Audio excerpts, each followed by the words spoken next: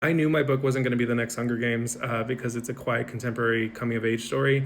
But what I do get is these emails that I will go back to all the time when I need to pick me up because they're really heartwarming and earnest. And so I thought I would share this one with you.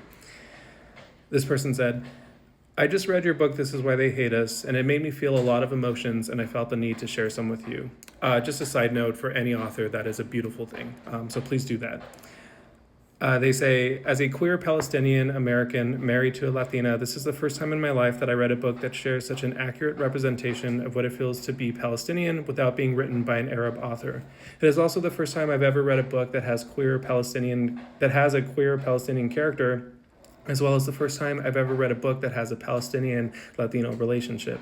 The representation of being forgotten on a globe, stereotyped, and made invisible all hit very close to home for me.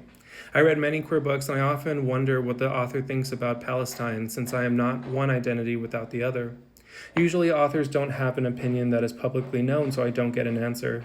Shamefully, I admit that more often than not, with the scarcity of queer books, I try not to find out what they think because I don't want to be disappointed. This book didn't let me wonder. Instead, it assured me over and over. It was like a breath of fresh air. As Kike thinks, it's as if he cracked open my skull, scooped out all my most intimate thoughts, and squashed them between the pages of a book.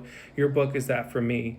I related to many aspects, not only the queer and Palestinian identities of the book, but I won't go into those so this doesn't end up being a whole essay.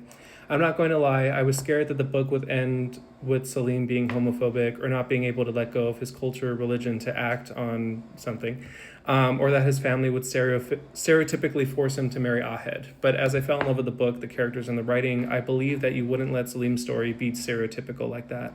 Once again, thank you for making this book possible for me and all the other queer Palestinians out there. There's not much representation for us, but your book is worth many.